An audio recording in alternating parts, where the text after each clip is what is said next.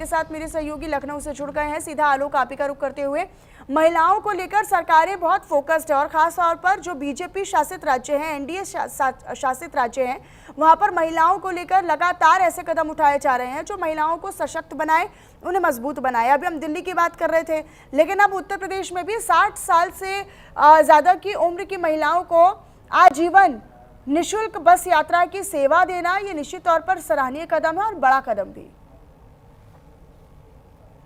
ये बिल्कुल उत्तर प्रदेश की योगी सरकार महिलाओं के सशक्तिकरण के लिए तमाम ऐसी योजनाएं ला रही है। इससे पहले भी ऋषि सखी योजना जब देखा था आपने, काफी भारी तादाद में महिलाओं को इसका लाभ मिला था। अभी जो पिछले कैबिनेट की बैठक में उत्तर प्रदेश में जो हाई स्कूल इंटरमीडिएट की जो छात्राएं टॉप करेंगी, उसमें 5% उत्तर जो बच्चियां हैं उनको स्कूटी देने की बात चल रही थी, उसको उस पर भी अमली जामा पहनाया योगी सरकार ने। और अब क्योंकि जब मैनिफेस्टो में भारतीय जनता पार्टी ने इस बात का जिक्र किया था कि 60 वर्ष से ज्यादा उम्र की महिलाओं को निःशुल्क बस यात्रा की सौगात देंगे, और उस मैनिफेस्टो के वादे को आज जो है भारतीय जनता पार्टी ने पूरा किया। कल की कैबिनेट की बैठक में इसको पास कर दिया गया और आज मुख्यमंत्री योगी आदित्यनाथ एक बृहद कार्यक्रम में, अहिल्याबाई मातृशक्ति कार्यक्रम में, उन बसों को हरी झंडी दिखाएंगे और उसमें जो है 60 वर्ष से ज्यादा उम्र की महिलाएं बैठेंगी, उसको रवाना करेंगे। प्रतीकात्मक रूप से इसको सौगात के रूप में देखा जा रहा है। जो माना जा रहा है कि प्रतिदिन लगभग 80,000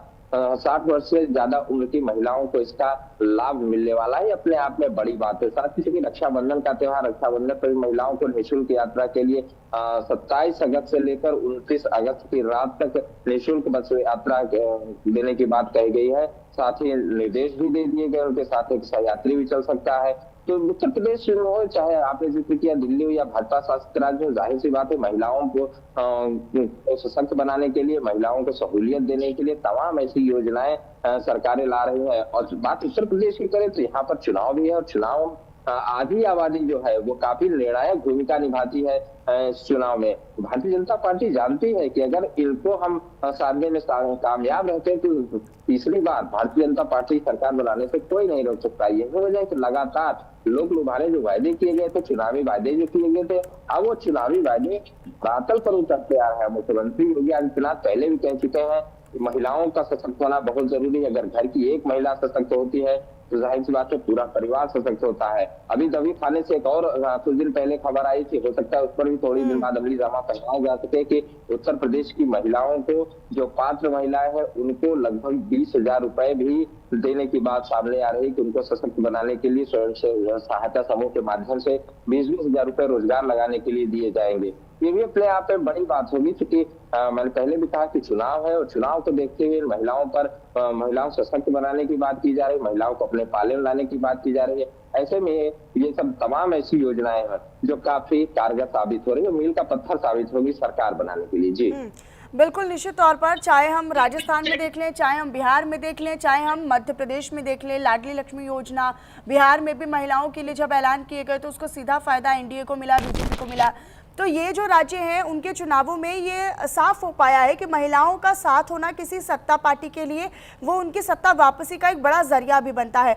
किसी भी राज्य में महिला जो है, महिला वोटर, वो निर्णायक भूमिका में होती है, सरकारों को दूर भी कर सकती है सत्ता से और सत्ता में वापसी भी ला सकती हैं। अब ये योगी सरकार के लिए एक बड़ी चुनौती है, विपक्ष जो कि पीडीए फॉर्मूले के तहत चल रहा है और महिलाओं को भी साधने की कोशिश कर रहा है। तो यही वजह तो नहीं है कि आने वाले चुनाव में महिलाओं को एक बड़ी चुनौती के तौर पर सरकारें देख रही हैं और बीजेपी ने अपना ये महिला दाव खेल दिया है, कार्ड खेल दिया है। देखिए, पिछली बार जब चुनाव हुआ था 2022 में, तो भी भारतीय जनता पार्टी ने महिलाओं को साधने में काफी कामयाब रहा। केवल हिंदू महिलाएं ने, मुस्लिम महिलाएं, 3 तलाक का जो मुद्दा था उसको भारतीय जनता पार्टी ने बड़ा मजबूती से उठाया था और माना जा रहा है कि मुस्लिम महिलाओं ने भी बढ़ चढ़कर भारतीय जनता पार्टी के पाले में वोट किया था। उत्तर प्रदेश में कन्या सुमंगला योजना है, मुख्यमंत्री विवाह योजना है जिसके तहत 1 लाख रुपए दिए जाते हैं। ऐसी तमाम योजना है, वृद्धा पेंशन योजना है, उसके तहत महिलाओं दिया है, विधवा पेंशन योजना है, महिलाओं को सशक्त करने की बात चल रही है। महिलाएं, पहली बार ऐसा हुआ कि उत्तर प्रदेश की महिलाएं दिल्ली के दरबार में गई, वहां पर उनको सम्मानित किया गया, लखपति दीदी उनको नाम दिया गया। तो उनको सशक्त बनाने के लिए ऐसी तमाम योजनाएं लाई गई जो आज के समय में पूरे परिवार को चला रही हैं, करोड़पति तक बन चुकी हैं। जाहिर सी बात है कि महिलाओं को मजबूत करने की जो बात आप भी करी, कई ऐसे राज्य हैं जहां पर भारतीय जनता पार्टी को साधकर आगे निकल गई, क्योंकि महिलाएं घर में बड़े साइलेंट तौर पे माना जाता है वोटर होती है, और जिसके पक्ष में जाती है चुपचाप वोट देकर चली जाती है। लेकिन वही पुरुष वर्ग जो होता है उस पर अधिकतर करके लोग राजनीति में जब आते हैं तो अपनी राजनीति साधने की कोशिश करते हैं। तो भारतीय जनता पार्टी इस बात को समझ चुकी है, अखिलेश यादव इस बात को समझते हैं कि महिलाओं के लिए, क्योंकि कानून व्यवस्था भी उत्तर प्रदेश में बड़ा मुद्दा था। अभी रात को दावा किया जाता है, मुख्यमंत्री योगी आदित्यनाथ हर मन से दावे करते हैं कि आप कहीं भी चले जाइए, 12 बजे रात को निकल लीजिए, महिलाएं हमारे प्रदेश में सुरक्षित हैं। एंटी रोमियो स्क्वाड बनाया गया। अभी 2 दिन पहले जो है ठीक है। रसोइयों को बड़ा तोहफा दिया मुख्यमंत्री योगी आदित्यनाथ ने। तो भारतीय जनता पार्टी इस बात को बखूबी समझ चुकी है कि इनको साथ कर आगे बढ़ा जा सकता है। जी वंश। ठीक है आलोक, शुक्रिया आपका इस जानकारी के लिए। अपनी नज़र आप इस पर बनाकर रखिएगा। आगे रुक करते हुए आपको बताएं, जहां हरियाणा के झज्जर में देर रात हंगामा हुआ, कूड़ा हटाने आई टीम से सफाई कर्मी ही भिड़ गए।